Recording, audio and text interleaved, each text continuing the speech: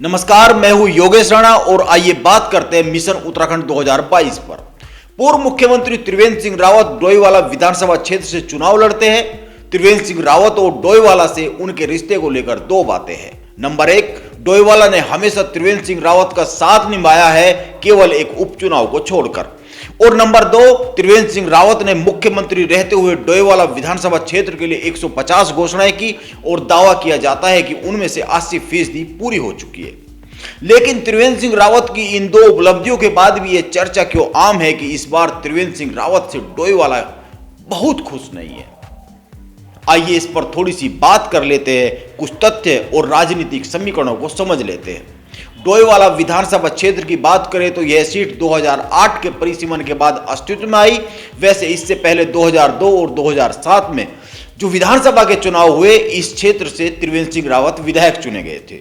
लेकिन नए परिसीमन के बाद पहला चुनाव 2012 में हुआ, जिसे बीजेपी के उम्मीदवार के तौर पर रमेश पोखरियाल निशंक ने लड़ा और जीता।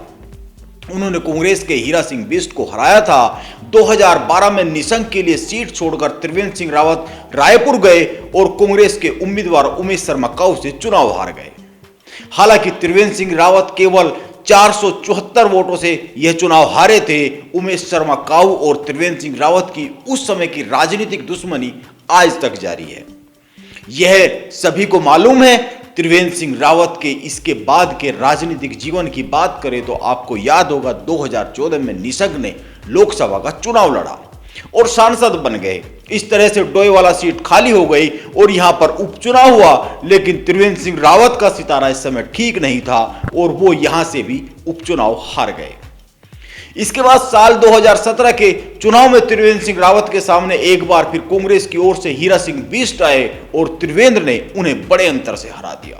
त्रिवेंद्र सिंह रावत को 58,502 वोट मिले, जबकि हीरा सिंह बिष्ट को 35,633 वोट मिले।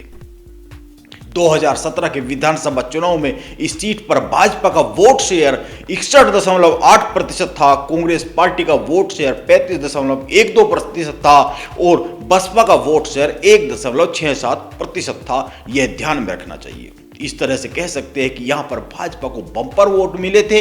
लेकिन इस बार यहां कौन जीतेगा यह तो पता नहीं है, क्योंकि इस बार भाजपा में जैसे ही डोईवाला की बात चलती है तो 3 सवाल खड़े हो जाते हैं। नंबर एक, त्रिवेंद्र सिंह रावत तमाम सर्वे और भाजपा के अपने निर्णयों के कारण उत्तराखंड के सबसे नाकाम मुख्यमंत्री रहे हैं। नंबर दो, त्रिवेंद्र सिंह रावत के सारे बड़े फैसले भाजपा के नए मुख्यमंत्री पुष्कर सिंह धामी को बदलने पड़े हैं। वो चाहे गैरसैंण की कमिश्नरी बनाने का फैसला हो, भू कानून का फैसला हो या फिर देवस्थानम बोर्ड का फैसला हो। नंबर तीन, वैसे तो चर्चा है कि इस बार त्रिवेंद्र सिंह रावत को भाजपा टिकट शायद ना दे, लेकिन अगर दे भी दे तो एक सवाल और जन्म लेता है और वो यह कि त्रिवेंद्र सिंह रावत किस आधार पर जनता से वोट मांगने जाएंगे, एक असफल मुख्यमंत्री के तौर पर या फिर एक सफल विधायक के तौर पर। मैं सफल विधायक के तौर पर इसलिए कह रहा हूं क्योंकि उन्होंने डोईवाला विधानसभा क्षेत्र में कई सारे काम कराए हैं। हर्रावाला में 300 बेड के कैंसर और जच्चा बच्चा अस्पताल की नींव रखी है। प्रदेश के पहले राष्ट्रीय विधि विश्वविद्यालय की आधारशिला भी डोईवाला क्षेत्र में रखी गई है। सिंचाई और पेयजल के लिए सूर्यधार बांध बनाया गया है। डोईवाला में मुंसिफ कोर्ट की शुरुआत कराई गई है। डोईवाला को सिपेट संस्थान दिया गया है।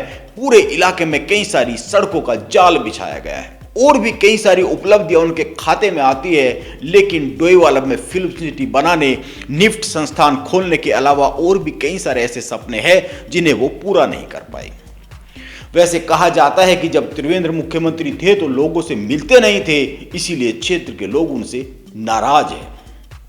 वैसे त्रिवेंद्र के मौजूदा राजनीतिक जीवन में नाराजगी शब्द बहुत ज्यादा दिखता है, क्योंकि जैसा कि मैंने कहा जाता है कि क्षेत्र के लोग उनसे नाराज है, इसी तरह भाजपा उनके कारनामों से नाराज है।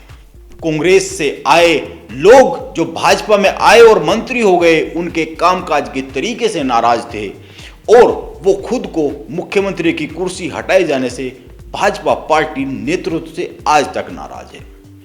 इस तरह इतनी सारी नाराजगियों के बीच त्रिवेंद्र की राह 2022 में किस दिशा से निकलेगी, कौन सी दिशा पकड़ेगी, यह देखना बहुत ही दिलचस्प होगा। वैसे हरीश रावत डोईवाला क्षेत्र में बहुत एक्टिव है और यहां से कांग्रेस के कई नामों की चर्चा चल रही है। इनमें मोहित उनियाल, हीरा सिंह बिष्ट, गौरव चौधरी, हेमा पुरोहित के नाम सबसे ज्यादा लिए जा रहे हैं। वैसे देखा जाए तो हीरा सिंह बिष्ट का नंबर सबसे ऊपर आता है, लेकिन उम्र ज्यादा होने के कारण वो पिछड़ सकते हैं। इसके बाद मोहित उनियाल का नंबर यहां पर चल रहा है और ध्यान में रखना चाहिए कि मोहित उनियाल की इस सीट पर पहाड़ और मैदान दोनों क्षेत्रों में पकड़ मानी जाती है।